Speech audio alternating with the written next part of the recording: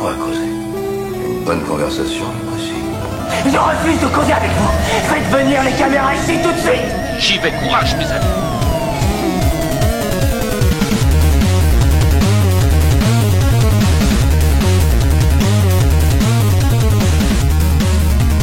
Salut les auditeurs et bienvenue à un nouvel épisode du podcast dont vous êtes le héros numéro spécial. On vous réserve une surprise. Alors je ne vais pas vous en dire davantage parce que avant cela, il faut que je présente nul autre que bien sûr mon acolyte, mon épée de malédiction qui combat l'autre de la lumière, The Dark Side lui-même. Fred, what's up? Oh, quelle intro, merci. Moi je suis Mordblade et toi t'es Stormbringer, ça a toujours été pareil de toute façon. Non, je suis content parce que le mois d'avril c'est toujours une programmation spécifique, un peu plus péchue. On essaye de vous dénicher, on digue des trucs les plus inconnus et là on est content parce que pour ceux qui suivent, ils savent qu'on a un fantasme qui était de réunir tous les numéros d'un magazine. Bonne nouvelle, c'est qu'on a enfin trouvé l'épisode. Mais entre-temps, il y a un autre magazine qui est apparu et une super surprise. Et là, on est très content aussi de pouvoir vous en parler parce que c'était plus facile à réunir la plupart des numéros. Et voilà, j'ai envie de dire, Fabien n'est pas là avec nous ce soir, on pense grandement à lui. Et en fait, là, on a une petite pépite, quoi. Un truc, ça nous a scotché. Ouais, carrément. Et en plus, tu fais bien de dire un peu cette histoire au podcast parce que, comme vous le savez, un auditeur qui nous écoute depuis des années, on aime beaucoup couvrir des magazines de jeux de rôle, surtout de livres-jeux, mais aussi, bien sûr, bientôt, nous allons couvrir, Fred, Indiana, qu'on a parlé vite fait pendant notre saga Piranha, mais voilà, on a enfin le 3e opus. Et là, justement, on couvre donc une autre saga de livres-jeux, Made in France. Attention, ce fut vraiment difficile pour nous de trouver toute cette information, mais voilà, on va couvrir le fameux magazine que beaucoup d'entre vous auraient connu au milieu des années 80 pendant ce grand boom de pop culture, nul autre que le magazine qui s'intitule Masque de Fer. Ça en jette en tout cas, et encore une perle dénichée par Fabien. C'est vraiment dommage qu'il soit pas là. Bon, on pense vraiment grandement fort à lui, Fabien. Et non, c'est franchement, moi, j'ai scotché autant Piranha, c'est vrai que moi ça me rappelle le confinement, c'était toute une expérience. Indiana, la quête du Graal, enfin résolue, on va pouvoir vous faire un super dossier. Et entre temps, un autre amour, une autre découverte, ce masque de fer qui est qui est vintage, qui a plus de 40 ans. Et en fait, c'est ce que je me disais, on est en train de parler de choses qui ont 40 ans. Est-ce qu'on serait pas quand même vachement old school, vintage, dans la nostalgie? Je pense que oui. Et c'est ouf ce qu'ils ont pu faire à l'époque. Moi, je me suis dit, mais c'est pratiquement le magazine parfait, quoi.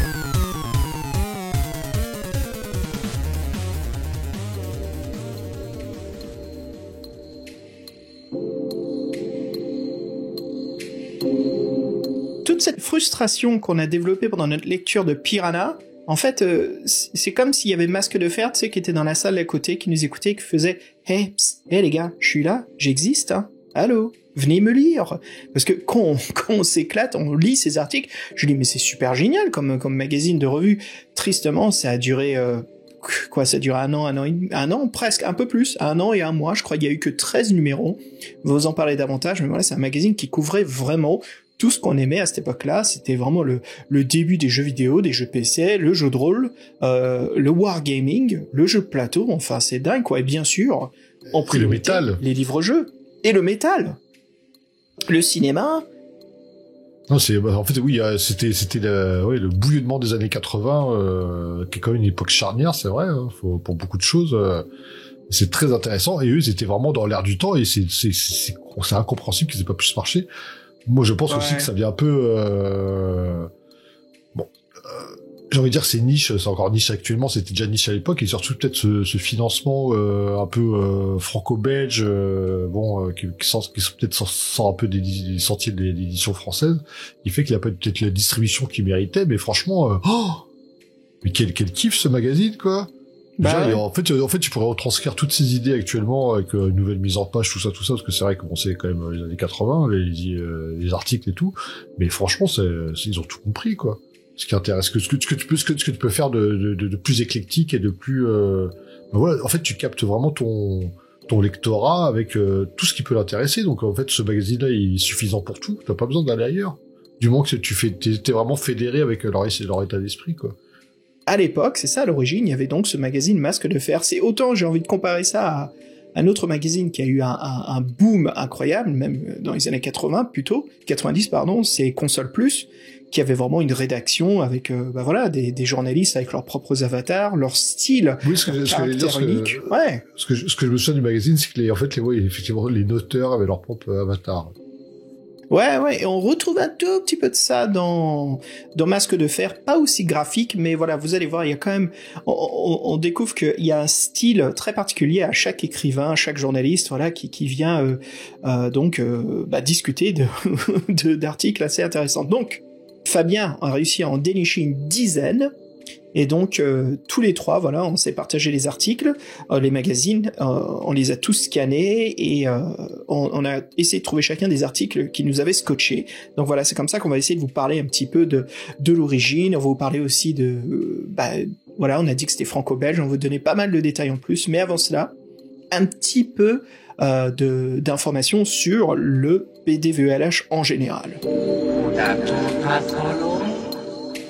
Alors Fred, planification printemps, voilà, nous avons enregistré la 3e campagne de l'Œil Noir, voilà, ça sera une nouveauté et ça va être bientôt, ça passera à l'antenne, on aura donc 2 épisodes qui vont couvrir tout un mois, on a hâte justement de vous faire écouter ce bon moment de jeu de rôle qu'on a passé ensemble.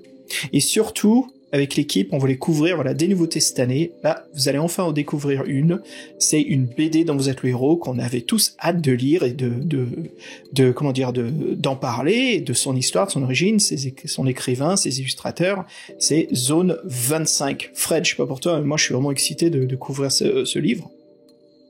Oui, parce que sachez que on s'est concerté pour les trucs un peu exotiques qu'on allait faire cette année. Et ce truc-là, il est un peu fait l'unanimité. Et moi, j'ai très hâte. Et c'est vrai que aussi les BDLEH, ça me rappelle un bon souvenir qui est Captive. C'était vraiment une découverte, une réussite totale. Et moi, je me dis que si toutes les BD ont ce niveau-là, c'est vraiment un nouvel univers qui s'ouvre et ça peut être génial. En plus, dans mes souvenirs, c'est SF, un peu mec. Non, ça va être. Puis voilà, et en fait là on parle de quelque chose qui a 40 ans, et c'est bien de faire le grand saut et d'être contemporain, pas totalement, mais en fait c'est des trucs super récents dont on va parler. Cette année on essaie de se rapprocher de l'actualité, et ça c'est aussi sympa, parce que ça montre aussi que le genre n'est pas mort et n'est pas ancré dans une décennie comme les années 80, quoi. Et puis aussi, nous avons fini au Patreon, voilà, ceux qui sont abonnés, si ça vous intéresse, on fait des votes pour savoir quel est le prochain défi fantastique que l'on va couvrir. Les votes se sont terminés et ça sera l'infâme, j'ai envie de dire, le temple de la terreur d'Ian Livingstone, voilà, qui a été élu. Ça sera notre prochain podcast défi fantastique qui sera donc en fin mai. Vous allez pouvoir l'écouter. Alors, Fred, il y avait d'autres livres parmi ce choix. C'était une compétition entre 4 bouquins.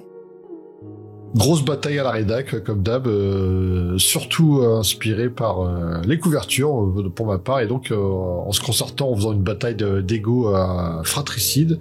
Il y avait aussi le Vampire du Château Noir, les Sceaux de la Destruction et le Repère des Morts Vivants qui avaient été proposés. Et j'ai envie de dire que ça fait 2 Ian Livingstone d'affilée choisis par les Patreons, entre le combattant de l'autoroute qui va sortir bientôt et celui-ci qu'on va enchaîner. Ils sont pas tendres, hein. Mais bon, faut croire qu'il y a quand même 2 noms qui se détachent dans cette collection, c'est Steve Jackson et Ian Livingstone. Donc allons-y, que la coupe soit pleine jusqu'à la lie, j'ai envie de dire. Mais tu sais, la bonne nouvelle, c'est qu'une fois qu'on aura accompli tous les Ian Livingstone, on sera peinard, quoi. Ah oui, on prendra que les défis fantastiques obscurs, les numéros 42, 43, auxquels personne n'a joué. Mais des fois, il y a des surprises que le démon des profondeurs, non pas le démon des profondeurs, il y en a qui étaient sympas, là. Oui, la vengeance du démon. Ah oui, la vengeance du démon, franchement, c'était chiadé. Moi, ce livre m'a marqué. Je me souviens de scènes alors que certains bouquins, je les ai faits. Tu me diras ce que j'ai fait. Je l'ai fait. Mais celui-ci, ça serait cool quand même que les éditions modernes de la collection des défis fantastiques seraient bien qu'il y ait genre, tu sais, les éditions Platinum comme pour la PlayStation, qui est genre 5 ou 6 défis fantastiques qui sortent du lot, qui se fassent justement rééditer, parce que c'est un peu le best du best, c'est ceux qui proposent quelque chose de différent. Ouais, malheureusement, on râle contre l'édition française, surtout jeunesse, donc je pense que ça ne se fera jamais. Mais bon, oui, donc du Ian Livingstone, en même temps, les commentateurs de l'autoroute sort, petit spoil, Ian Livingstone, c'est pas un sadomaso dans celui-ci. On avait passé un bon moment dessus, c'était sympa, on est heureux justement que le podcast ait bien marché à l'antenne, c'était cool. Et puis, pour finir un peu l'actualité du podcast, on voudrait souhaiter un joyeux anniversaire, happy birthday à Simon, voilà, l'un de nos Patreons. On espère que t'as passé une excellente session de l'appel de Toulouse. Et puis, écoute, on te dit à très bientôt. Oui, Simon, tu nous manques, et en fait, ton programme faisait trop envie, quoi. Limite, on voulait plutôt être avec toi que enregistrer l'œil noir, t'imagines, quoi. J'entends bien JC dire là, oh les gars, quand même. Non, mais franchement, moi, j'avoue, les parties de l'œil noir, ça me fait faire du jeu de rôle, j'adore. Alors, en plus, eux, ils font ça pour un anniversaire entre potes à l'ancienne, avec des bières et des niaiseries, comme ils nous disaient. Franchement, ça annonce qu'une bonne soirée, quoi. C'est voilà. Absolument. Uber cool. Allez, on quitte le sujet de l'actualité et retournons dans Masque de fer.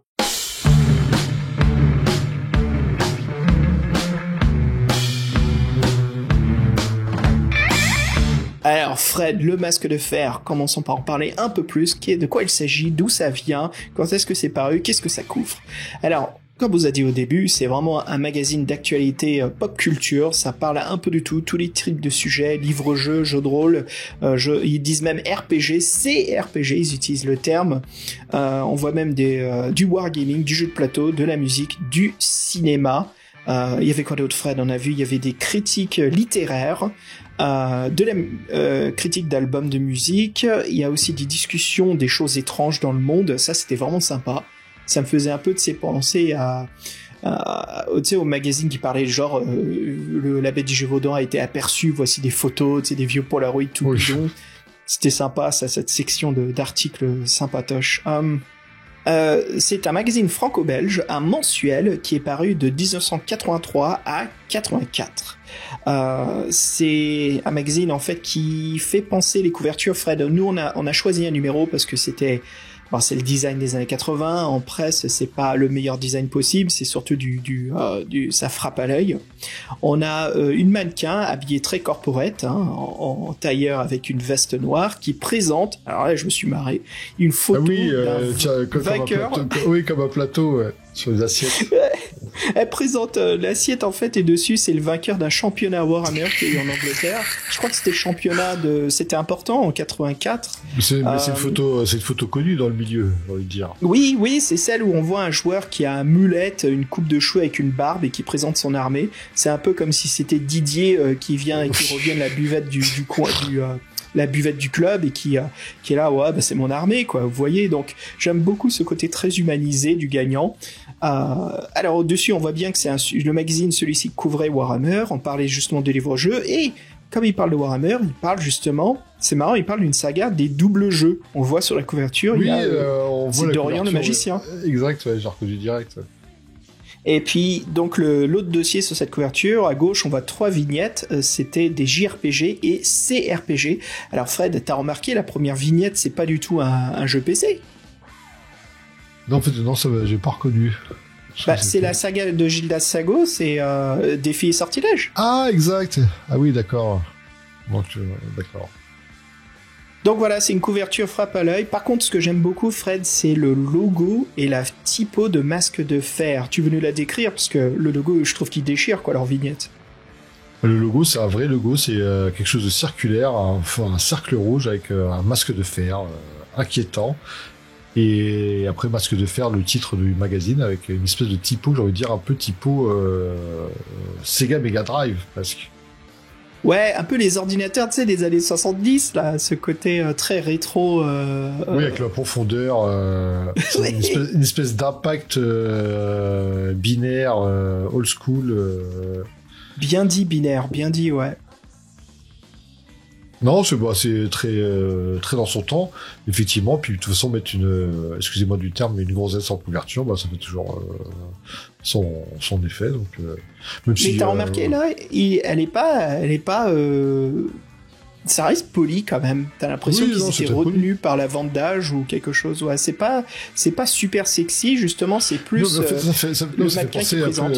Ça fait vraiment penser à la télé des années 80 où t'avais je crois que le terme c'était speakerine, celle qui intervenait entre les émissions pour dire ce qui allait se passer et tout ça. Oui, bien vu. Oh purée, c'est profond ce que tu viens de dire là, profond, pas l'importance de la phrase, mais profond de nostalgie là. Oui, mais c'est vrai que ça existait. C'est marrant parce que moi la télé, autant ça m'a marqué dans ma jeunesse, j'étais souvent devant. Maintenant, je ne regarde jamais, mais oui, j'ai l'impression que c'était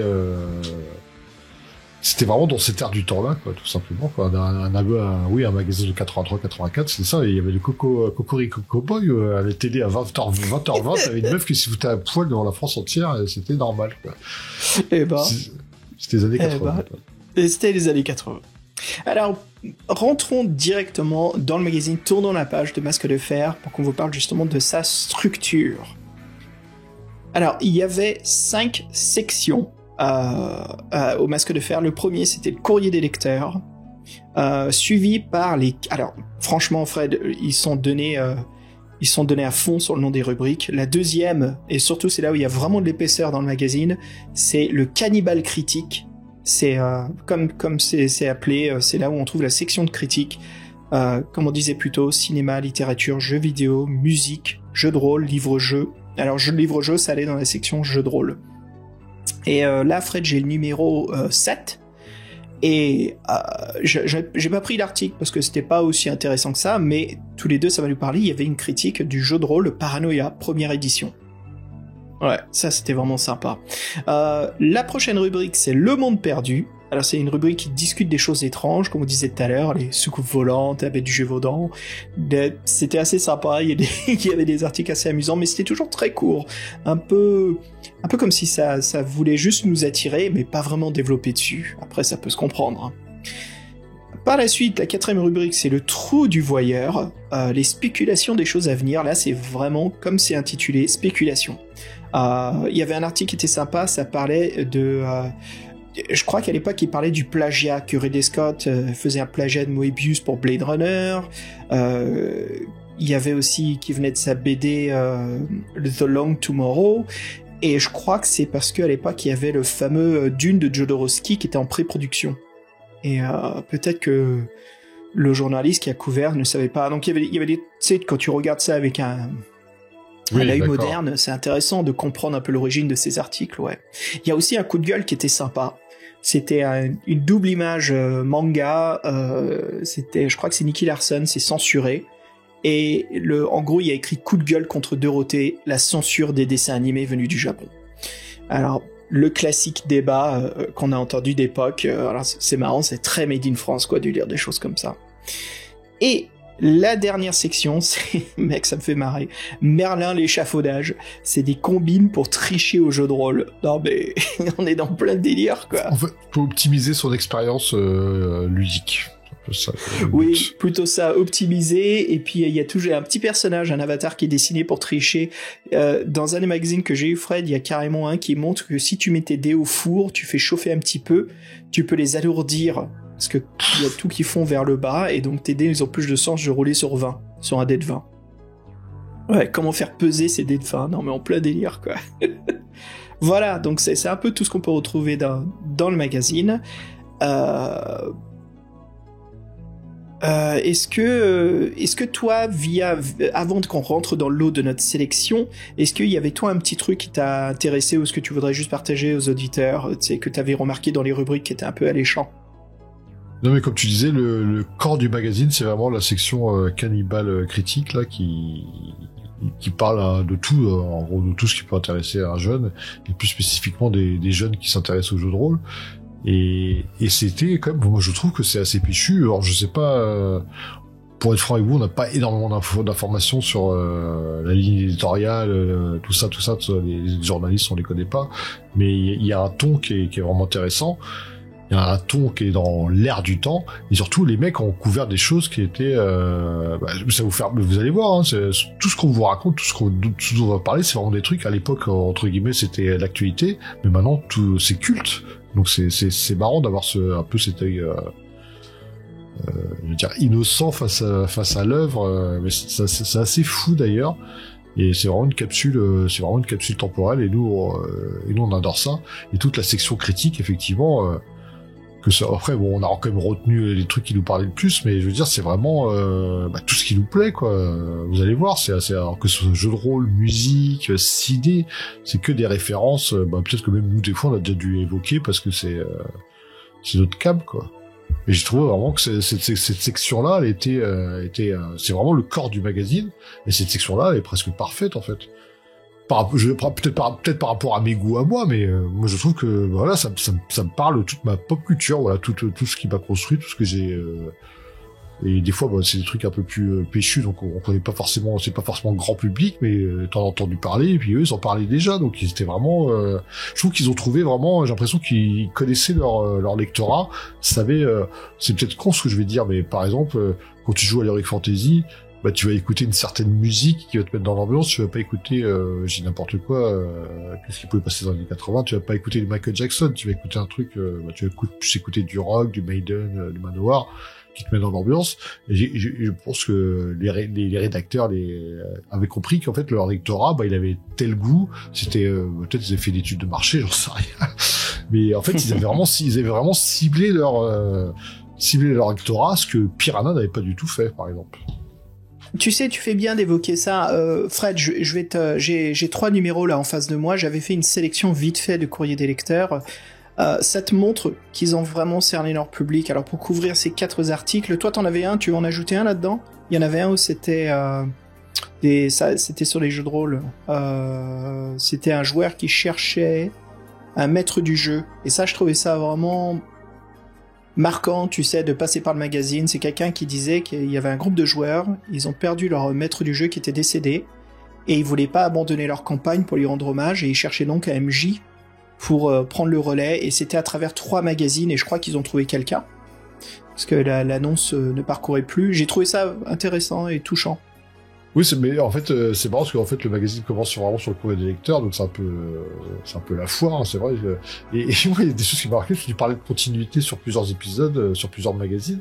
Et moi, ce qui m'a fait marrer, c'est qu'une fois, on a un peu parlé de la structure dans les trucs du tricheur, Merlin l'échafaudage.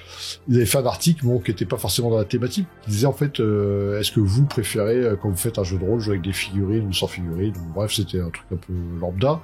Mais dans le courrier des lecteurs, il y avait eu une espèce d'accrochage sur ce thème-là. Et genre, moi, je sais que personnellement, j'ai commencé à jouer au jeu de rôle avec des figurines. On se représentait 2 personnages avec des figurines. On avait une figurine dédiée qui était notre nain, tout ça. Et quand il y avait des tavernes, on avait des décors d'HeroQuest. On faisait une mise en scène, quoi. Et c'est vrai que au fur et à mesure du temps, tu t'affranchis de ça et puis tu laisses seulement parler l'imagination. Et ce qui était marrant, c'est qu'il devait y avoir des joueurs un peu d'âge différents. Et il y en a en fait qui les jeunes joueurs donc qui jouaient avec des figurines, ils se faisaient tailler, mais tailler en pièces, quoi, par les mecs plus vieux, mais qui les traitaient de, oui, c'est ça, le terme noob n'existait pas à l'époque, mais bon, c'était un peu ça l'idée, quoi. Et je m'en souviens, j'étais frappé par cette poursuite d'échanges, sur cette thématique un peu lambda, qu'il y a vraiment des gens qui s'est trippé là-dessus, quoi. Je me dis, mais ils sont bon. Tu voyais bien qu'il y a une différence d'âge, que dans le langage, c'était pas trop la même chose, mais c'était très drôle. Et moi, un truc qui m'a fait flipper, par contre, c'est très marrant, parce que je pense que Fabien a dû le remarquer aussi, c'est dommage qu'il soit pas avec nous, c'est qu'en fait, on a une stalker aussi, là-dedans, là. Tu l'as pas vu, c'est qui demande, c'est pas Charlotte Gainsbourg, c'est Sophie Marceau. La meuf qui revient tu déconnes. Non, j'ai pas remarqué. La meuf qui revient tout le temps. Affiche, film, chanson, DVD. Sophie Marceau, je veux tout, donnez-moi, contactez-moi. C'est pas vrai. T'es sérieux? C'est génial. Non, j'ai pas remarqué, c'est génial, ça. Ah, tu peux pas avoir loupé ça, c'est pas possible.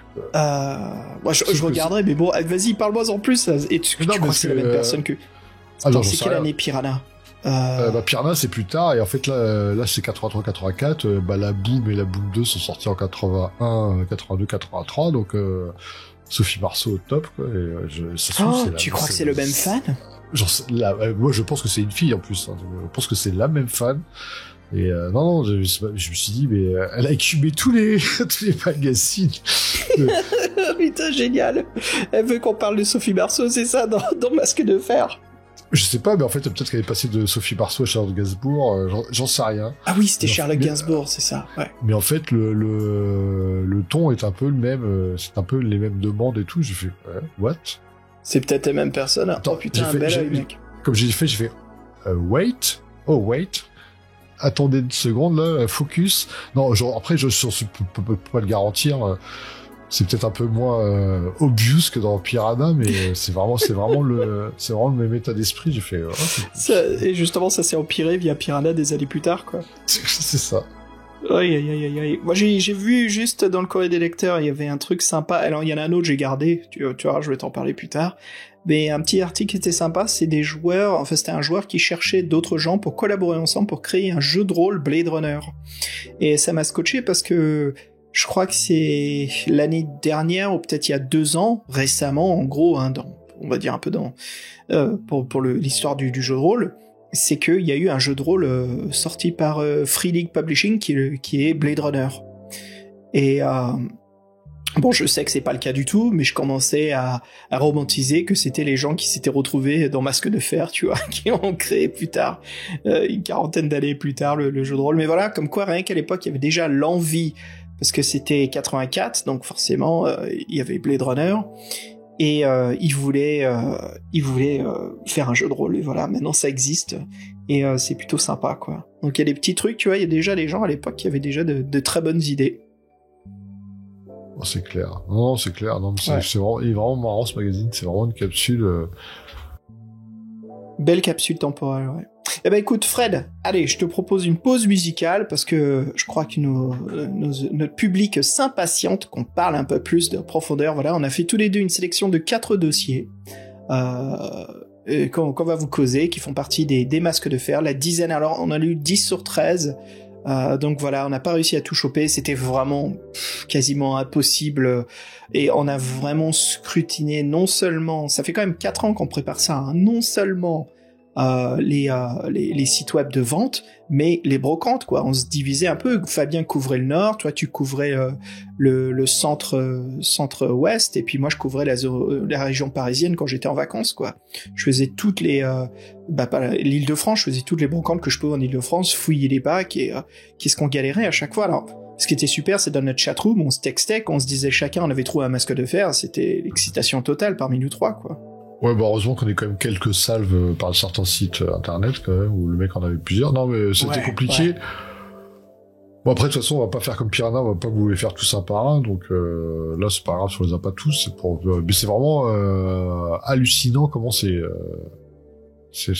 vraiment 80s, quoi, donf, quoi. Absolument. Eh ben justement, Fred, pour nous transporter dans ce monde de masques de fer qui couvre énormément non seulement de fantasy mais de science-fiction, allez, un morceau du groupe The Way Forward avec Touch and Go. Voilà, du bon progressive rock qui va nous aider à se balader dans un monde épique.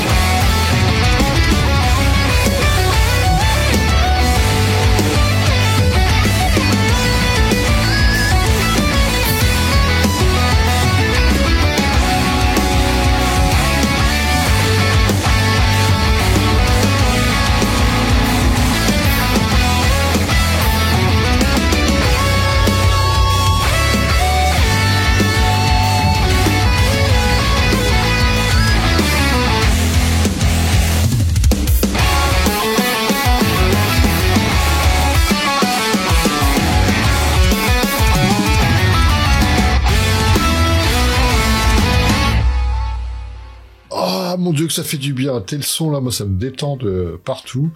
Et en fait, j'aimerais communiquer à nos auditeurs le plaisir que c'était tombé sur Masque de Fer, parce qu'on s'y entendait pas.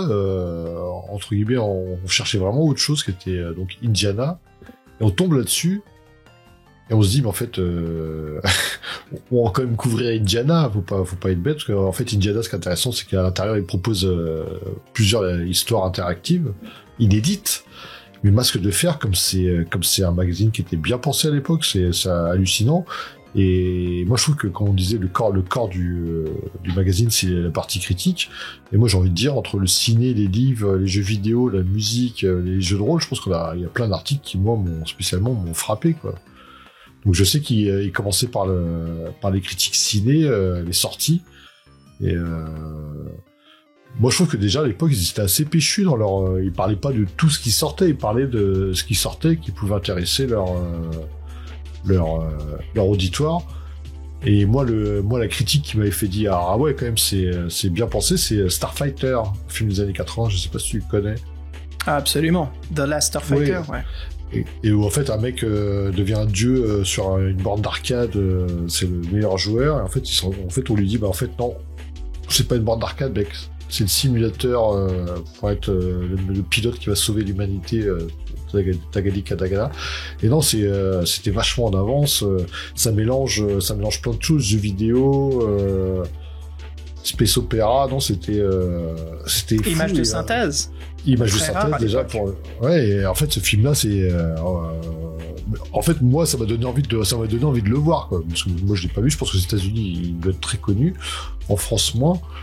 Ouais, c'est devenu un film culte à cause justement de son thème, c'est de jouer la borne d'arcade. Oui, c'est un pionnier. Un pionnier, c'est geek. Franchement, lui, il a que des qualités. Et donc, effectivement, c'est marrant de se dire que c'est un magazine qui a 40 ans, qui me donne envie de regarder un film que moi, je pourrais trouver badass, vachement contemporain dans l'air du temps maintenant, dans le côté nostalgie. Je sais pas comment l'expliquer en fait. Et ça m'avait impressionné. Je me dis putain, il parle de ce film-là, mais en fait, je suis en train de regarder un magazine de 40 ans qui me donne envie de regarder un film que j'ai envie de regarder maintenant. C'est quand même dingue, non? Bah, c'est l'écriture. C'est le journaliste qui a écrit l'article qui s'est bien donné envie, j'ai l'impression, non? Non, mais moi, franchement, je suis étonné parce que là, c'est un exemple parmi tant d'autres. Mais si tu veux me dire, moi, dans les magazines que j'ai entre les mains, les articles ciné qui m'ont frappé, il y a quand même, attends, c'est quand même de la bombe, hein, c'est quand même du haut niveau, c'est que des trucs cultes qui sont sortis à l'époque. Tigra et la glace de feu, quoi. Ils en parlent, si tu veux. Bah ouais, là on est dans comment il s'appelle, c'est l'illustrateur Frank Frazetta, non? Oui, alors c'est lui qui a fait l'illustrateur, et puis le réalisateur est très connu, c'est celui de Fritz the Cat et tout ça, là. Qui a fait aussi, Ralph Bakshi. Ouais, Ralph Bakshi, ouais, qui a fait Seigneur des Anneaux aussi. Oui, ça c'est son Seigneur des Anneaux en version animation, comme il est, en fait, oui, avec le principe de la rotoscopie, qui, en fait, il filmait les images et il repassait derrière. Bon, c'est tout un procédé qui est, pour l'animation, qui est très intéressant. Bon, bref. Et Tigra et la glace et le feu, c'est méga heroic fantasy, je dirais même que c'est dark fantasy, avec un méchant, là, qui fait avancer la banquise, qui crée des, c'est génial. C'est génial. Il ressemble à, quand j'étais gamin et je lisais, absolument, c'est ce que j'allais dire, faisait penser à Elric de Mélin-Borné. Oui, c'est ça, c'est le magicien faible mais fort, faible physiquement mais fort psychiquement. Et en fait, avec Tigra, qui la femme qui se fait enlever, qui limite, elle est même plus des attributs humains, quoi. C'est plus humain à ce niveau-là. C'est une sex symbole, attends. Ouais, selon les plans, c'est vraiment too much. Comme moi, c'est marrant, mais il y a comme des. Moi, j'ai adoré. C'est donc elles se font un peu poursuivre par des. En gros, le méchant magicien elfe, il envoie des orques capturer la fille du roi qui lui résiste en face, et donc elle s'échappe pas, et puis il y a un mec qui l'aide. Et moi, ce que j'aime bien, c'est que des fois, il y a des bêtes de la forêt qui bouffent les orques et tout, c'est excellent. Et puis c'est vrai que la rotoscopie, moi je trouve que c'est un truc, c'est un peu ce qu'avait fait Disney dans Blanche-Neige, sauf que là, avec Basquiat, c'est au niveau plus, quoi. C'est vraiment dans tous les plans, tout le temps, et ça donne vraiment une animation très fluide, et c'est vraiment, moi je trouve que c'est encore impressionnant, quoi. Bashki, ouais, il a vraiment ultra développé cette technique dans Le Seigneur des Anneaux, parce que, comme tu as dit d'ailleurs, Blanche-Neige, entre-temps, tu as aussi Métal Hurlant, avec toute la partie à la fin de Tarna, qui est super inspirée du monde, des illustrations de Moebius, Jean Giraud. Et ouais, c'était le but, c'est déjà, si tu fais le rotoscoping, autant que tu filmes dans les lieux, le décor, tu habilles les acteurs comme les personnages. Alors bon, Bashki, et là, c'était un petit studio pas cher, je sais pas si c'était l'Espagne ou le Portugal, mais ils filmaient ça dans des parkings et tout, et Bashki disait, merde, ils ont pas compris, il faut filmer dans la forêt, quoi, parce qu'on va redessiner les plans. C'était ça le but, c'était non seulement de gagner du temps à la production, mais de donner cet effet de réalisme à l'illustration. Ouais, c'est un pionnier, comme t'as dit. C'est sympa que Masque de Fer en parle, hein. C'est bien, ça. Non, mais quand je dis qu'ils sont très péchus, après, moi, les autres références, après, je m'arrête là, on va peut-être pas en parler autant, parce que le prochain ultra connu sur le podcast, c'est Krull. Enfin, il parle de Krull, quand même. Ah, la vache, bah oui, forcément. J'aime beaucoup aussi. Ah ouais, moi aussi, j'adore, moi c'est très... moi j'adore. Non, moi c'est un des films que j'ai envie de revoir, parce que j'avais adoré quand j'étais petit. Et aussi, bon là c'est peut-être un peu plus foiré, mais que c'est quand même sympa comme référence, c'est Buckaroo Banzai. Les aventures de Buckaroo Banzai. Ouais, bah oui, avec Peter Weller, ouais. Oui, avec Peter Weller, Robocop, qui va dans une espèce de non-zone à la... C'était quoi là? C'est dans X1 où ils allaient dans l'univers parallèle et tout. C'était Buckaroo Banzai and the fourth dimension, c'était ça, la 4e dimension ou... Oui, c'est un truc complètement barré, il y a des créatures magnifiques qui arrivent sur Terre par des failles et que lui qui peut y aller. C'est un truc limite, oui, c'est... à travers la 8e dimension, pardon. Oui, puis il y va avec une voiture qui est boostée, un peu comme dans Retour vers le futur. Bon, c'est tout un merdier, quoi. Bon, c'est un peu mal vieilli, mais bon, à l'époque, c'était, je pense que Peter Weller, il était au top de sa gloire, et donc, Peter Weir, pardon, et il était au top de sa gloire, et donc, du coup, ils en parlaient, et c'est marrant d'avoir ces références-là, mais attends, franchement, c'est quand même assez, moi, franchement, c'est des films, voilà, c'est des films qui m'intéressent encore maintenant, je trouve qu'un magazine, en parle, je dis comme, putain, voilà, moi, ça me plaît, ça me plaît qu'on me parle de ça. Et comme on disait, on a beaucoup parlé ciné, mais en fait, la rubrique après, la rubrique suivante, c'est livres, je crois, si je me souviens bien exact, c'est ça. Ouais. Écoute, je vais revenir en arrière parce que tout à l'heure je gardais un petit peu un courrier des lecteurs, un moment sympatoche. Écoute, dans un des numéros, bon, toi t'as trouvé ça me fait marrer quand t'as dit t'as trouvé la Stalker. Moi j'ai trouvé un autre truc sympa qui c'était pas un numéro après l'autre, ça se faisait c'était un échange entre deux lecteurs, mais c'était entre 3 et 4 numéros à chaque fois qu'on retrouvait un peu leur échange de courrier. Alors c'est une dispute en fait entre 2 joueurs de Warhammer 40 000. Et le premier, c'est quelqu'un qui s'appelle Antoine, et l'autre je crois que c'est Marc. Et ils sont en train de s'engueuler par rapport à leur qualité d'armée, je vais te défier. C'est un peu comme si... Tu sais, ils se la pétaient, quoi. Ils utilisent le magazine pour lancer leur défi, et puis je crois que le magazine, la rédac de Masque de Fer a dit, bah ouais, carrément, quoi, on est vendu, on le fait.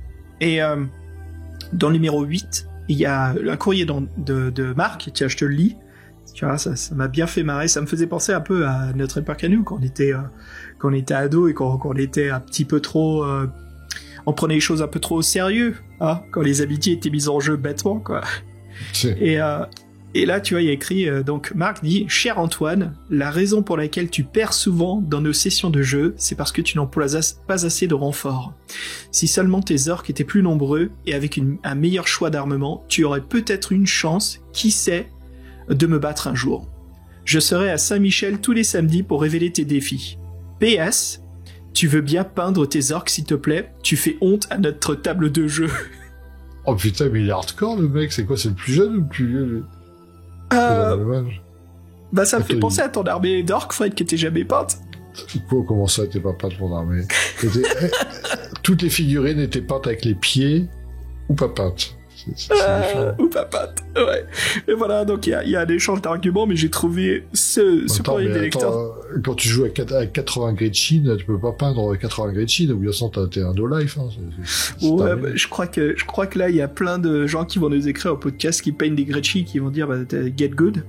Franchement, s'ils ont pas 80 Gretchen, respect total. Hein. Écoute, j'ai aussi un autre dossier, mais ça, j'ai envie de garder un petit peu d'anticipation parce que moi, ça m'a fait rêver. Et je crois que ça va te surprendre, parce que c'est l'un des numéros que j'ai choisi, que ni toi ni Fabien ont couvert. C'est le numéro 5. Et je garde ça un petit peu. Donc, je voudrais d'abord que toi, tu me parles d'un article. Voilà, comme je te dis, je veux vraiment créer de l'excitation pour ce que je vais te causer là, juste après. Je sais pas, ouais, donc on va suivre le fil. Après le ciné, c'était les livres. Et en fait, moi, il y a 2 trucs qui m'ont fait plaisir. Encore une fois, il tape juste ce magazine parce que en fait, et donc ils essaient quand même de coller à l'actualité. Donc il y a des critiques littéraires. Et là, il y a une critique littéraire les Summers de d'Abîme. Je sais pas si tu connais. Un titre ça français. Me dit quelque chose, mais je pense que c'est prix Apollo 83, 92, 83, je sais plus. En fait, qui est de Serge Bousselot. Qui est un auteur français que moi j'adore, que je trouve vraiment particulier, vraiment au-dessus. Et à l'époque, donc, il sortait dans Présence du futur et Fleuve noir. Il avait déjà sorti des titres qui avaient bien marché, donc un recueil de nouvelles qu'il avait un peu fait connaître, mais surtout, moi, ce que je retiens de cette période-là, c'est À l'image du dragon, je crois que je t'ai partagé d'ailleurs, où je t'ai dit, c'est un livre où il n'y a pas de dragon dedans, mais ça s'appelle À l'image du dragon. Il y a Territoire de fièvre qui est une tuerie où en fait c'est une planète, mais en fait la planète c'est un être vivant. Donc en fait les gens quand ils sont sur sa peau qu'il a de la fièvre, le territoire change. En fait c'est juste que c'est un être immense. J'ai trouvé ça excellent. Et Fétiche d'acier, qui est vraiment une œuvre anxiogène. Si vous êtes claustrophobe, je vous la recommande pas, mais il y a vraiment un truc Serge Bousselot, c'est que vraiment vous pensez que vous êtes au fin fond du trou dans la situation présente. Bon, en fait, non. Il y a pire. Il y a toujours pire. Il y a toujours pire. Et en fait, c'est une descente en enfer, ces histoires. Mais bon, du coup, ça vous relativise vos emmerdes actuelles. Non, c'est vraiment très bien. Ce mec-là est très doué. Bon, bref, il cartonne. Bon, bah, on va s'arrêter là. Et il y a un truc après qui est ouf, comme je veux dire, comme quoi 80, c'était vraiment les bonnes années. Comme il parlait des sorties littéraires et que, comme on disait, c'était assez péchu, bah, il parlait pas mal de science-fiction. Et là, ils ont parlé d'un truc qui me fait extrêmement plaisir, qui est le dernier tome d'une saga qui est, je veux dire qu'elle est mondialement connue, mais c'est pas vrai, c'est Le Monde du Fleuve, de Philippe Joseph Farmer. Mais c'est toi qui m'en as parlé de ça en plus. Ouais. Mais ça c'est une tuerie, mais en plus c'est connu. En fait, c'est pas connu au niveau, grand public. Mais dans le milieu de la science-fiction, c'est quand même méga connu. Et là, c'était le dernier tome de sa saga de, je sais plus si on a 6 ou 8. Bon, bref, Les Dieux du Fleuve, par Philippe Joseph Farmer. Et Farmer, c'est un amour pour la science-fiction parce qu'il a été connu en introduisant un peu l'érotisme dans la science-fiction, avec des rapports entre les humains et les extraterrestres. Et surtout, très connu pour, la saga du Fleuve qui est une orgie d'inventivité, qui est juste un plaisir à lire. Je sais pas si tu connais, non, je t'en ai déjà parlé, Tu m'en as parlé, mais je t'admets que tristement, je fais partie de, là, j'ai un petit peu honte, je fais partie de ceux qui l'ont pas lu. Bien sûr, je suis un peu grandiloquent, mais c'est vrai que c'est quand même un des classiques. Et, donc en fait, le monde du fleuve, le principe, c'est que le monde du fleuve, c'est en fait toute l'humanité, passée, qui a vécu jusqu'à nos jours, en fait, se retrouve là-bas. C'est une espèce de paradis, où tout le monde est immortel. Qui est un monde que cette fois-ci est vraiment, il est pas circulaire, il est horizontal. Et il y a un fleuve au milieu et en fait il y a une espèce de borne de téléportation pour monter tout le long du fleuve. Et comme ça mélange toute l'humanité depuis la création, vous vous rendez compte que tout le monde peut côtoyer tout le monde. Donc c'est un gros délire, bon bref. Il est surtout aussi très connu pour les faiseurs de l'univers, ce qui est un jeu de rôle. Ouais, ça c'est très connu, ça, le faiseur d'univers. Tu m'as même offert une copie, toi. Merci, Fred. Ah oui, mais ça c'est pareil, c'est énorme. C'est en fait c'est un peu compliqué à résumer maintenant, mais en fait c'est les faiseurs d'univers, portent vraiment son nom, c'est les créateurs de monde. Chacun a créé son monde et en fait on se rend compte que la Terre a été créée par un faiseur d'univers, c'est son royaume à lui. Et en fait au-dessus, tout autour de lui, il y en a d'autres et qu'il y a des personnes au-dessus de lui. Tout ça c'est une espèce de complexité folle. C'est très très aventure. Il y a un jeu de rôle qui s'appelle Twan qui est sorti quelques années après, qui est très connu. Et c'est marrant d'en parler parce qu'effectivement là, les dieux du fleuve, c'est sachant que le fleuve de l'éternité, la saga, je crois qu'il a écrit sur 20 ans, donc c'était vraiment l'actualité de ouf à l'époque, quoi. C'est vraiment c'était attendu, quoi, par beaucoup de personnes, c'était attendu, et ils en ont parlé, et c'est vrai que ce fleuve d'éternité, bon, je l'ai pas assez rendu hommage, mais en saga de science-fiction, c'est peut-être pas la plus connue, mais qu'est-ce que c'est jouissif.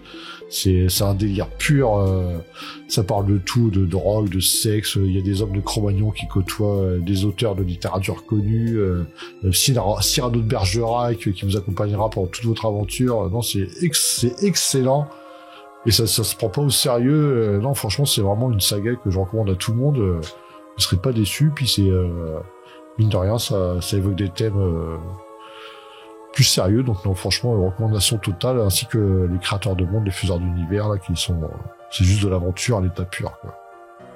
Bref, voilà, donc ils m'ont rappelé tout ça, Masque de fer, et ça m'a fait bien plaisir. Et je sais pas, toi, il y a dans les critiques littéraires, il y a un truc qui t'a marqué, non? Ouais, dans la critique, je t'admets que non, il y avait des choses super, bien sûr, mais moi j'ai scotché plus sur, parce que là, les dossiers que j'ai envie de te causer, en fait, ce que j'ai trouvé, c'est un critique d'un jeu vidéo, mais qui est, tu vas voir, c'est collé livre-jeu. Un autre, c'est sur une critique d'un jeu vidéo qui m'a bien fait marrer. Et puis en tout dernier, j'ai un livre-jeu que je voudrais te causer. Donc ouais, il y a un autre littéraire, mais je vais te le garder vers la fin, parce que ça m'avait bien marqué, et je trouvais le sujet sympa. Mais là, j'ai un autre truc à te causer, c'est un peu d'où je te faisais un petit peu d'anticipation, plutôt. Mec, j'ai trouvé un jeu vidéo. Et le journaliste en parle un tout petit peu, mais moi ça m'a vachement touché, parce que le jeu s'intitule Dosei no Naga Ude 2. Ah, son deck. Ouais. Et ben en fait c'est la suite de bien sûr, on en avait parlé tous les deux, hein, notre fameux dossier, le livre-jeu japonais qui a été traduit que aux USA, au marché anglais. C'est la suite des aventures du Long Arm of Saturn, le long bras de Saturne, d'où son titre original, Dosei no Naga Ude. Alors là, Fred, c'est un jeu vidéo au Japon qui est sorti, la suite, ils en ont fait en fait un livre-jeu interactif, ça a été publié en 84, et voilà, qui est sur le PC 98, qui est voilà un ordinateur avec énormément de jeux vidéo dessus, tout droit sorti du Japon. Donc assez unique dans le style du pixel, parce que je crois qu'il y avait un haut framerate de couleurs, donc tu pouvais afficher énormément de pixels, et c'est très connu, le PC 98 montrait carrément des pages, on dirait des mangas animés, quoi. Alors, ce qui est sympa, Fred, aussi, bonne nouvelle, c'est que ce jeu vidéo est considéré aujourd'hui comme un abandonware, et donc il est gratuit à télécharger sans souci de droit. Donc voilà, vous pouvez aller sur n'importe quel site web, et vous pouvez le télécharger, quoi. Donc, ça c'est une méga nouvelle là-dessus. C'est marrant que tout se croise en fait, parce que Dosei no Naga, j'arrive pas à le dire. Dosei no Naga Ude. Dosei no Naga Ude, c'était déjà une découverte là, mais tout se croise. Hein. Il me semble même que j'ai vu qu'ils ont fait des articles alors qu'ils espéraient une traduction en français, parce que c'était la boîte d'édition qui avait fait Voyageurs des Plaines Ardentes là. Timescape Books. Ah, Timescape Books, voilà. Ils faisaient un peu la liste de ce qu'ils avaient sorti, quoi.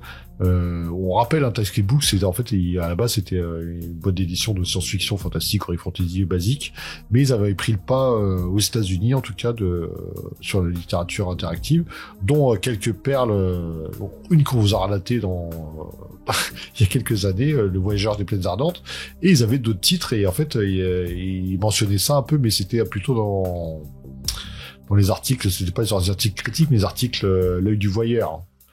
Ouais. Est-ce que ça va être traduit en France? Voilà ce qui existe. Belle collection. What the fuck is going on, quoi? Qu'est-ce qui se passe? Pourquoi c'est pas traduit, quoi? What the fuck is going on? Bah, là, c'est le problème, tu vois, même si c'est du abandonware de Dosei no Naga Ude, il y a pas de traduction, il y a pas de fan traduction non plus. Donc voilà, il faut être vraiment bilingue japonais, quoi. Alors Fred, tu veux savoir un petit peu, parce que l'article, en plus c'est marrant, il s'appelle le 5e mousquetaire, celui qui a écrit l'article dessus, il se donne un pseudo, il donne pas son vrai nom. Et il parle du premier volume, mais il parle aussi de quoi il s'agit la suite. J'imagine que tu veux savoir ce qui se passe, la suite des aventures. C'est sûr, attends. Alors justement, l'histoire va la suite des aventures de Tsuji Yakuzaishi et de Saya Dorima, qui avait du pouvoir psychique. Alors maintenant, ils travaillent ensemble dans leur agence de détective privée sur Saturne. Il y a donc l'ancien collègue, on avait joué ensemble, tu te souviens, Reiz Mao, la flic? La bourrine. Ouais, qui apparaît justement avec une mission pour eux. C'est sympa de retrouver des personnages, surtout dans une œuvre. Et je lui dis merde, j'aurais jamais... Enfin, je savais qu'il y avait il y a c'est une trilogie normalement, mais là, bonne chance pour trouver le troisième. Voilà, donc Reiz, elle arrive. Alors on montre en fait une vidéo où une personne, un prisonnier, à première vue, s'échappe d'un laboratoire via des pouvoirs psychiques qui étaient similaires à ceux de Saya. Et puis donc le jeu commence par la suite. Alors c'est un jeu, pour ceux qui connaissent un petit peu les jeux, les premiers grands jeux de, comment il s'appelle, le mec de Konami, tu sais, qui fait Metal Gear Solid et tout ça, Hideo Kojima, voilà, qui a fait donc Snatcher et Police Notes. C'est un point and click.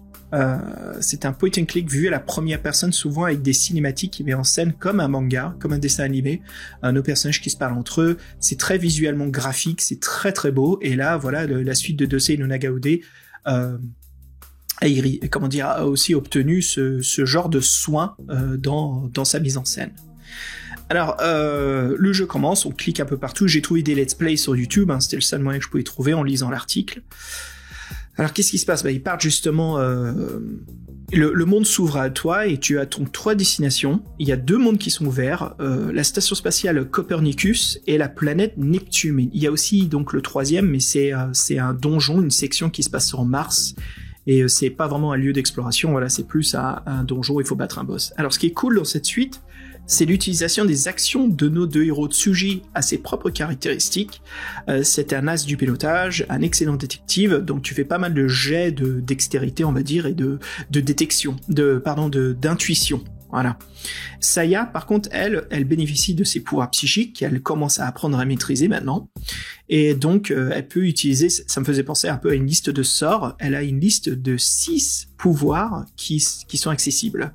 Elle bénéficie aussi des talents sociaux, donc qu'on retrouve du premier volume. Tu te souviens, c'était un système social où quand on avait des conversations, on gagnait des points positifs ou négatifs envers les personnages.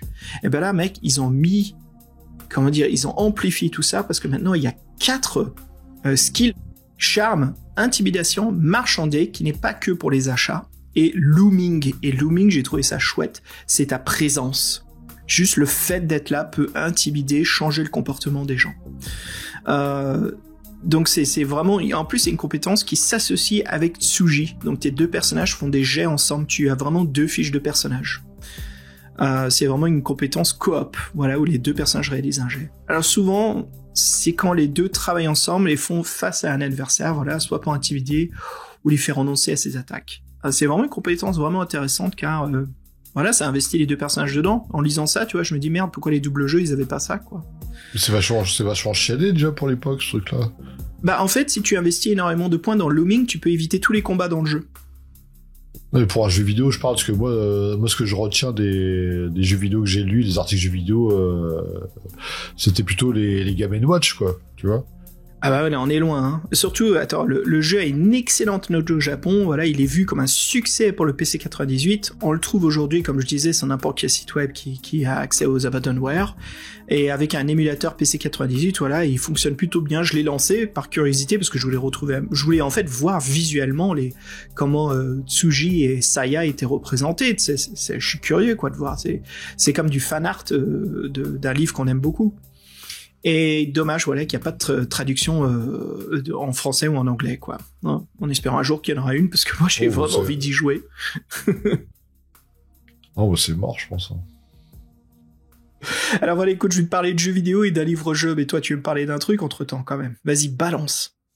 Bah, en fait, nous, quand même, ce qui nous intéresse dans ce magazine-là, qui se fait un peu sa spécificité, c'est de parler de jeux de rôle, de wargame, tout ça, et encore une fois, c'est marrant comme ça nous renvoie, mais vraiment 40 ans en arrière. Bon, et en fait, il parlait vraiment de choses qui sont sorties, qui sont sorties à leur sortie. C'est con ce que je dis.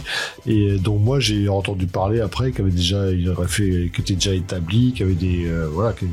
Et moi, ce qui m'a marqué, c'est en plus ce qui est très drôle, c'est qu'il y a il faisait en fait c'était pas encore acté, mais bon, c'était presque acté, qu'il y a un jeu qui allait être distribué en France qui était Battle Droid.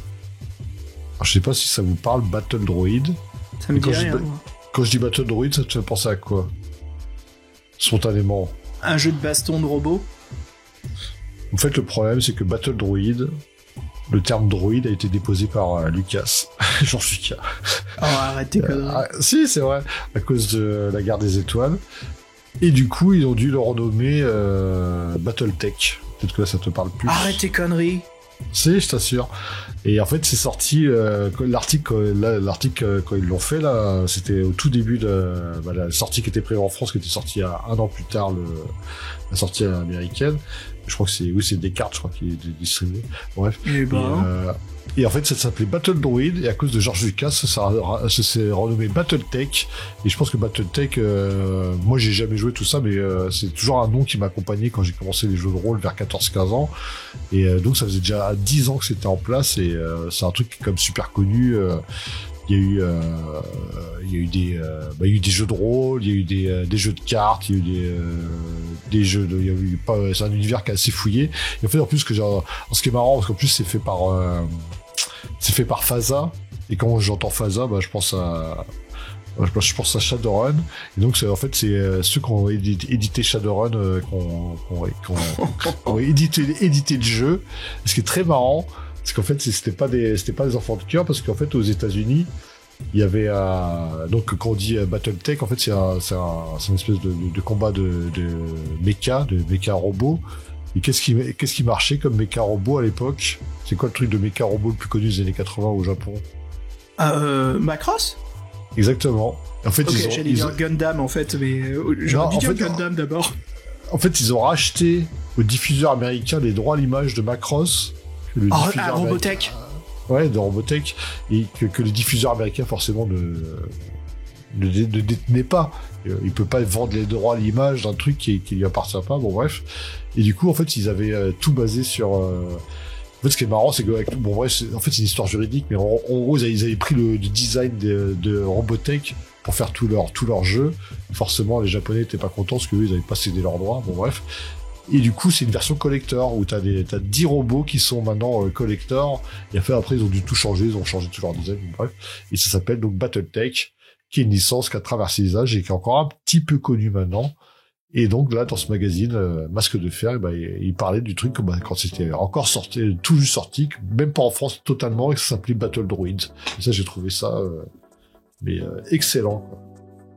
C'est vraiment marrant de lire ce magazine, hein, c'est, ils savaient quoi écrire, hein. Mais oui, en fait, tout. Ouais. C'est comme si tu disais tous les trucs cultes que maintenant, parce qu'en fait, on est 40 ans en arrière, c'est vraiment, nous on parle de trucs nostalgiques qui ont marché, donc c'est vraiment des trucs cultes.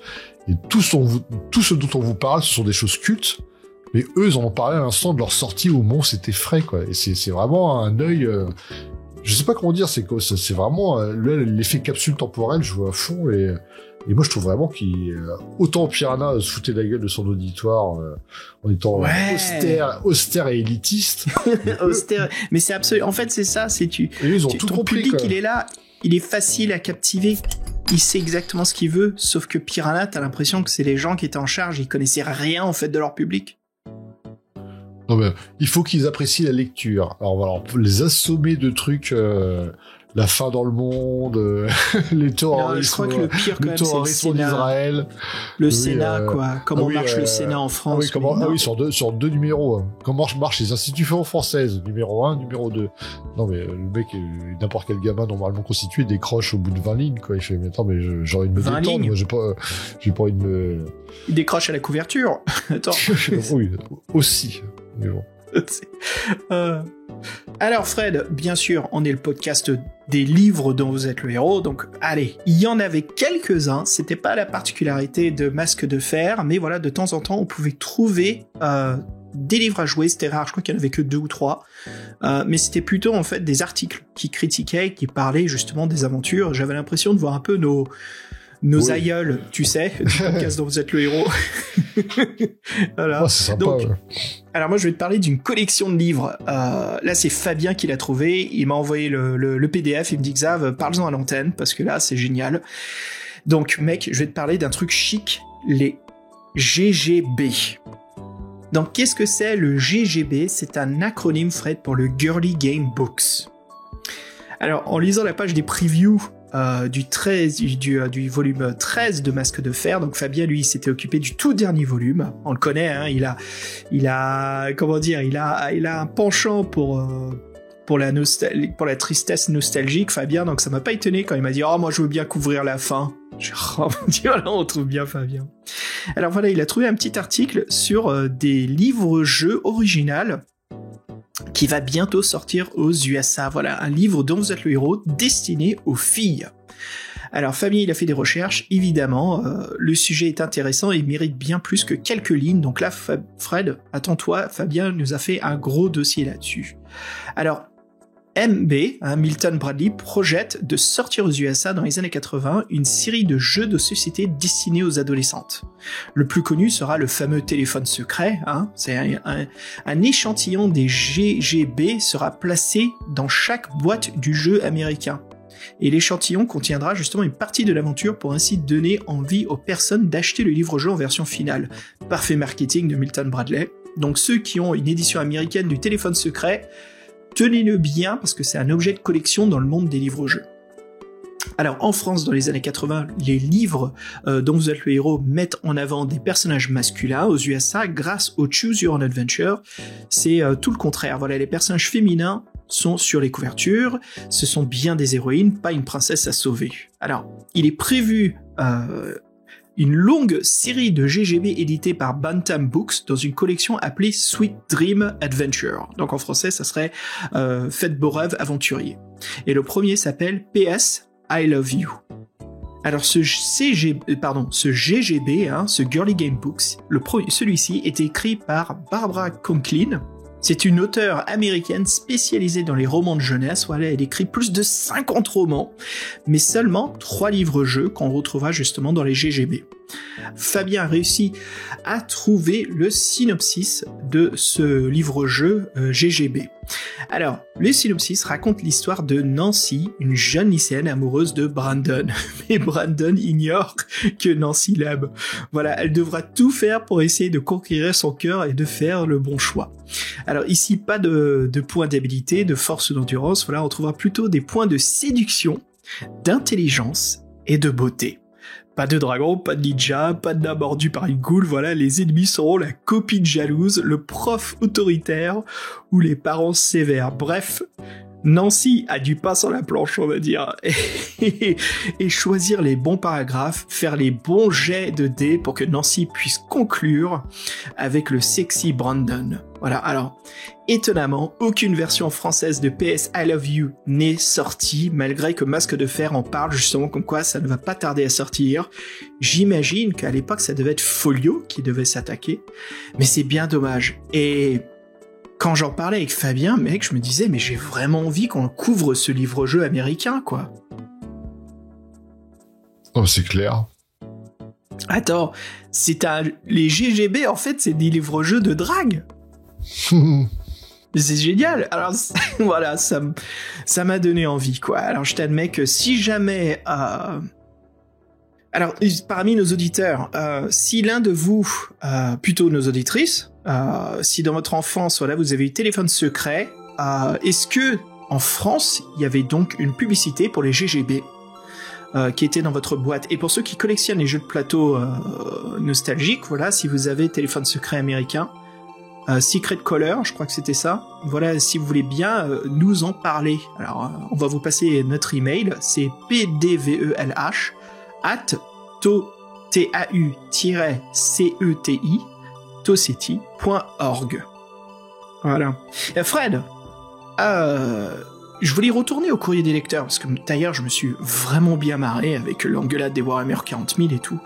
Pour finir un peu sur Masque de Fer, est-ce qu'il y a un truc que tu as envie de partager, toi? Oui, alors, ce qui était assez drôle, c'est qu'il y a une lectrice qui revenait souvent, Kelly. Donc, c'est vrai que c'était déjà Kelly. Kelly de... Kelly B.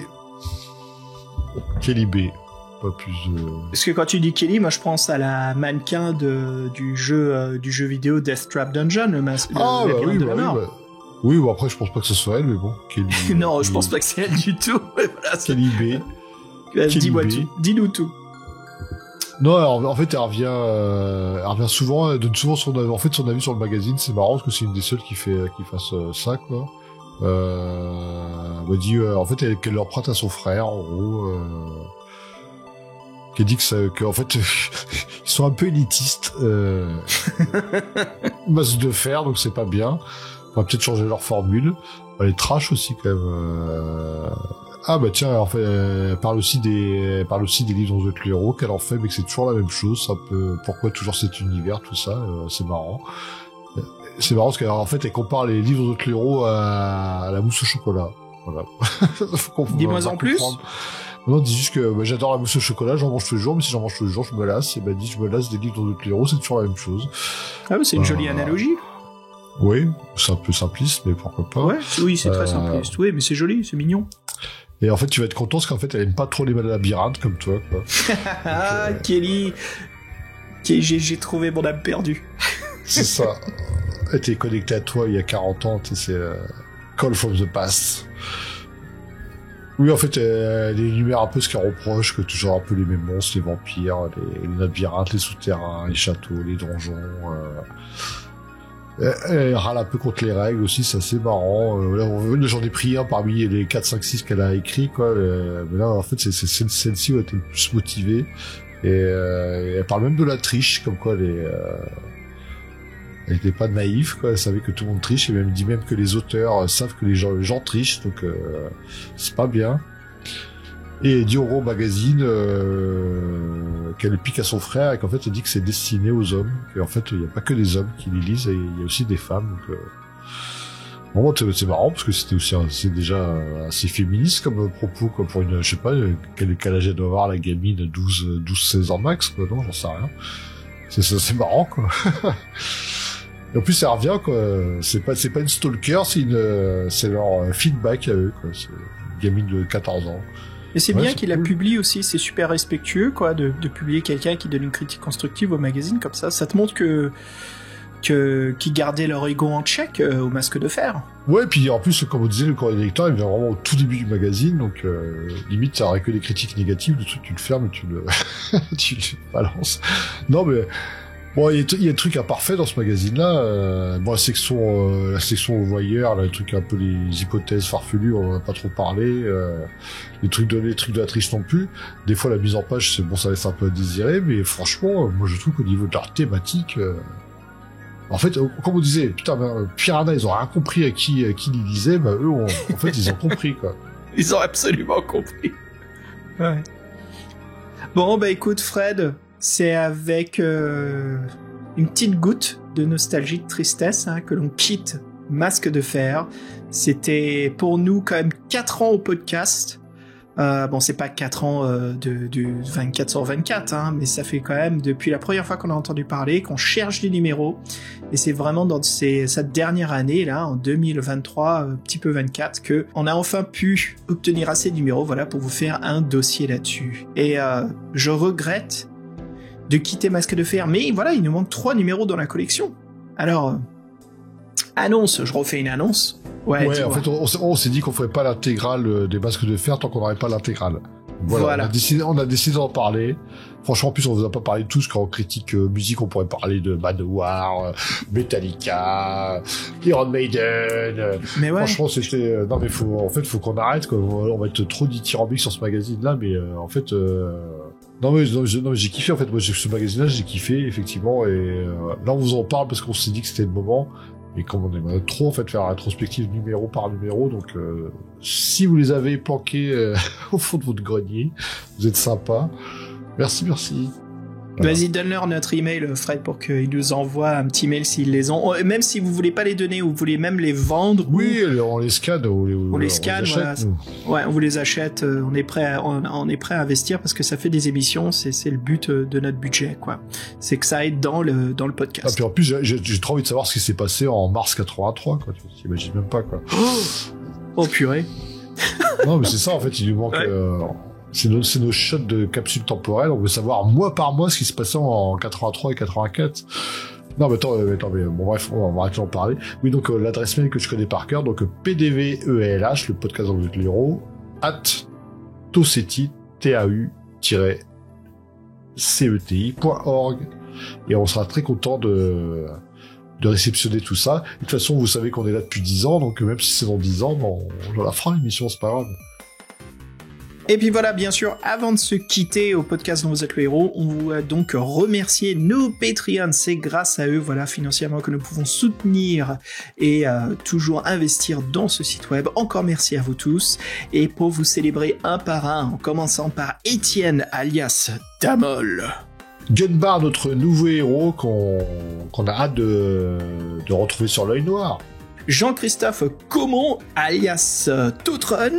Kiki, toujours Momo. La papesse du groupe des livres dont vous êtes les héros sur Facebook, Laure Anne. Notre Julien Lorcan, grand maître Paranogobal, master émérite, je sais plus comment l'appeler. Merci LK. Ames, le joukineur. Celui dont c'est l'anniversaire, Simon. Salut cousin. Mais qui est aussi équipé de... de l'armure Terminator au merde, comment ça s'appelle, au lance-roquette tempête. Non, le lance-roquette tempête, le truc tempête là, le truc qui lance 12 missiles. Le Typhoon, c'est pas ça? Ouais, le Typhon, le truc qui tue les... Simon, comme t'as remarqué, t'as constamment des améliorations à ton armure Space Marine, quoi. Mais il déchire Simon, attends, il fait de l'appel de Cthulhu. Et puis, par la suite, tonnelier Nicolas aka Ntezaz. Toujours fidèle et on le remercie, le docteur Yo. Et puis un grand coucou, salut à Sébastien Bellesi. Oh, ça fait plaisir de voir tous ces noms connus. Ouais, vraiment les gars, encore merci de votre soutien, de votre aide. Et voilà, bien sûr, si vous voulez participer au Patreon, ce qui veut dire que vous avez le droit de voter, non seulement cela, mais aussi de contacter la Ninja Hotline, c'est notre 3615. Voilà, si vous voulez raconter vos histoires, votre expérience, on vous passera sur le Patreon, mais aussi, voilà, d'obtenir des podcasts spéciaux exclusifs, nos podcasts digestifs, le 400e, unique à Patreon. Et bon, voilà, rendez-vous sur patreon.com/pdvelh. Voilà, on se quitte là-dessus. Fred, ce fut un grand plaisir nostalgique, justement, de se retrouver là-dessus. Et puis, on se dit à très bientôt, Space Cowboy. Ouais, c'était vraiment cool. Vous le savez pas, mais c'est vraiment une émission qu'on attend de produire depuis longtemps. Et en fait, on est vraiment très déçus que Fabien était un gros moteur là-dessus, puis qu'il n'est pas avec nous ce soir. Donc, une grosse pensée pour Fabien, on l'embrasse bien fort. Et de toute façon, on se retrouve pour de nouvelles aventures tantôt. Et justement, ce morceau, cette musique de fin va être dédiée à Fabien. C'est du synthwave, mais attention, made in France, avec Jesse Mack et le morceau Countach and Sunrise. Non, la musique c'est Countach, Lamborghini Countach. Countach and Sunrise. Voilà, du bon synthwave. Allez, bis mec, salut tout le monde et à très bientôt. Tchou-tchous.